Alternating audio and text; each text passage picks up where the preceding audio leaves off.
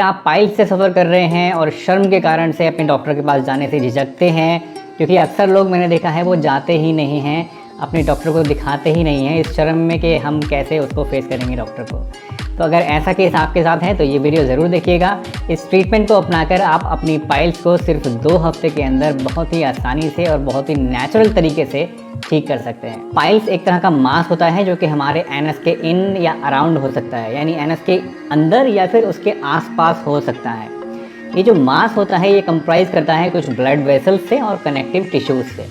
होता क्या है कि जब हमें ज़्यादा लंबे समय तक कॉन्स्टिपेशन की शिकायत रहती है तो उसकी वजह से जब हम स्ट्रेन करते हैं तो एनस के अराउंड जो हमारे ब्लड वेसल्स होते हैं उन पर प्रेशर पड़ता है और उसकी वजह से धीरे धीरे वो स्वेल होने लगते हैं, फूलने लगते हैं। एक टाइम आता है कि ये जो ब्लड वेसल्स हैं इतने ज़्यादा फूल जाते हैं कि परमानेंटली काफ़ी मोटे मोटे हो जाते हैं और ये एक मास की शक्ल ले लेते हैं, और यही मास जो है ये होता है पाइल्स। अब पाइल्स की बेसिकली 4 ग्रेड्स बताई जाती हैं।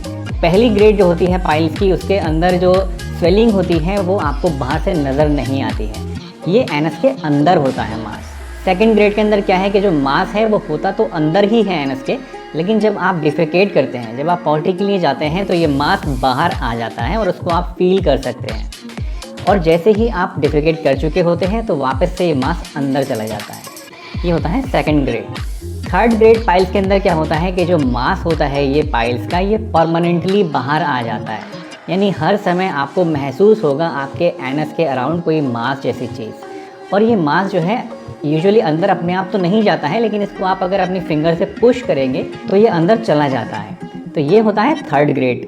फोर्थ ग्रेड की अगर मैं बात करूँ तो ये होता है सबसे ज़्यादा सीवियर काइंड का पाइल्स। इसके अंदर क्या होता है कि जो मास है वो इतना ज़्यादा बड़ा हो जाता है कि वो बाहर आने के साथ साथ अंदर जा ही नहीं पाता है, यानी परमानेंटली बाहर ही रहता है। अगर आप इसको पुश भी करेंगे तब भी ये एनस के अंदर नहीं जाएगा। तो ये 4 अलग अलग कैटेगरीज हैं पाइल्स की, जिनमें कि डिवाइड किया गया है इसको डिपेंडिंग ऑन कि इसके में कितनी ज़्यादा सीवियरिटी है आपके अंदर। और अक्सर लोग इस तरह की सर्जरीज कराने से काफ़ी ज़्यादा डरते हैं, और उसके डरने की वजह भी है क्योंकि एक काफ़ी कॉम्प्लिकेटेड सा प्रोसेस होता है, काफ़ी पेनफुल भी हो सकता है। तो अगर आप इस तरह के कोई पेशेंट हैं जिसको किसी डॉक्टर ने सर्जरी सजेस्ट की है फर्स्ट ग्रेड, सेकेंड ग्रेड या थर्ड ग्रेड पाइल्स के केस में, या फिर आप कोई ऐसे पेशेंट हैं जो ऑलरेडी सर्जरी करा चुके हैं लेकिन सर्जरी कराने के बाद वापस से आपकी पाइल्स जो है वो बढ़ गई है, जो कि एक बहुत ही कॉमन फिनोमिना है। अक्सर जब आप सर्जरी कराते हैं उसके बाद रिकरेंस के चांस बहुत ज़्यादा होते हैं पाइल्स।